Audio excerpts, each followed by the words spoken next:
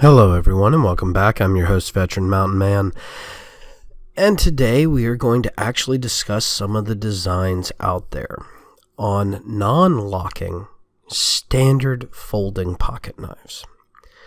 Now I'm going to bring up several images and I'm going to rotate every 45 seconds or so through this. I've got several images of Frost Cutlery non-locking pocket folders.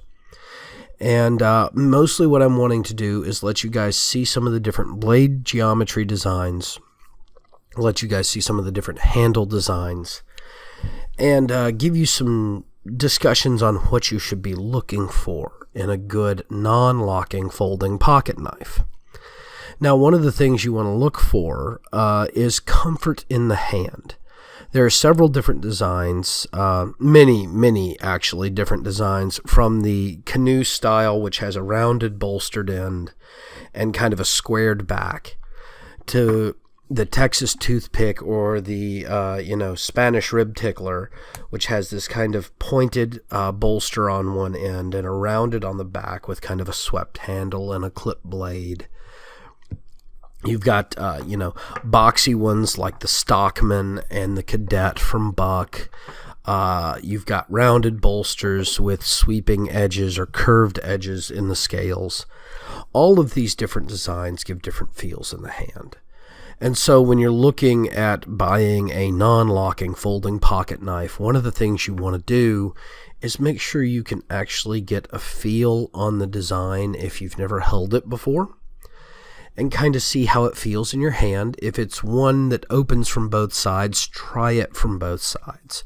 If it only opens one direction, try both blades, see how they feel in the hand, see how they work with a piece of wood or a piece of string, kind of feel how comfortable they are.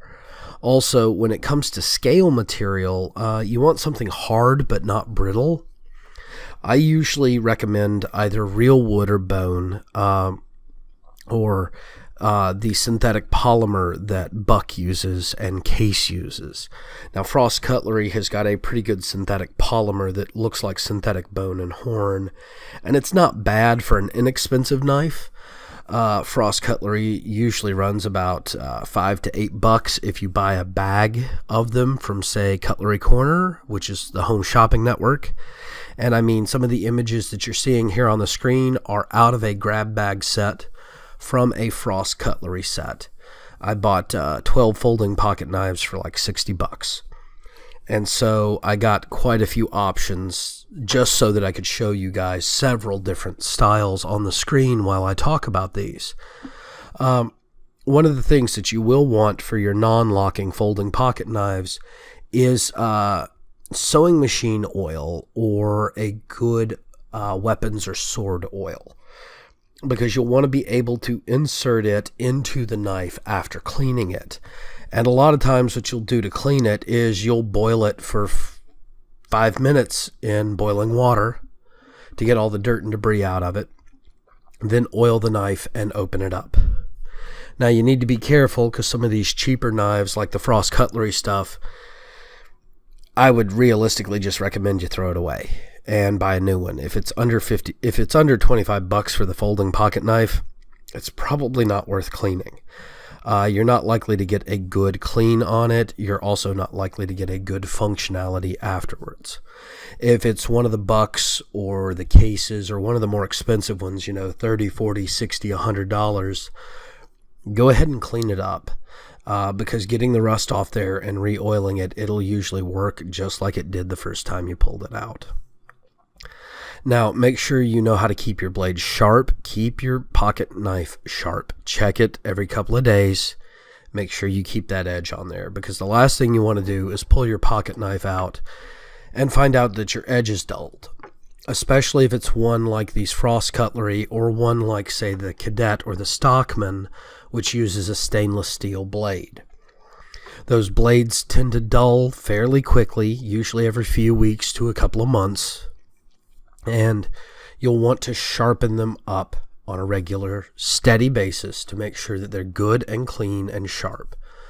Also, be wary of things such as mother of pearl handles. They do break easier. Horn and bone tend to be pretty good. So does wood. So does some of the synthetics. Some of the other synthetics are not so great. They crack. Simulated mother of pearl usually is a lot stronger than the mother of pearl, so you might be okay there.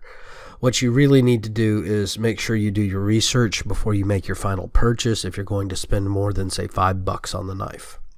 If you're going to spend less than $5 on the knife, make sure you buy 5 or 6 of them, because you'll probably end up throwing them away. All right, thank you all again for joining me on this issue of Prepared Monday. Please remember to check out my other videos on different types of knives for everyday carry. I'm going to try to possibly do a CRKT and buck image review here soon, maybe even pick me up a new case and put all 3 of those on the screen, as well as maybe do some locking folders here soon. Thank you all again, and have yourselves a great day.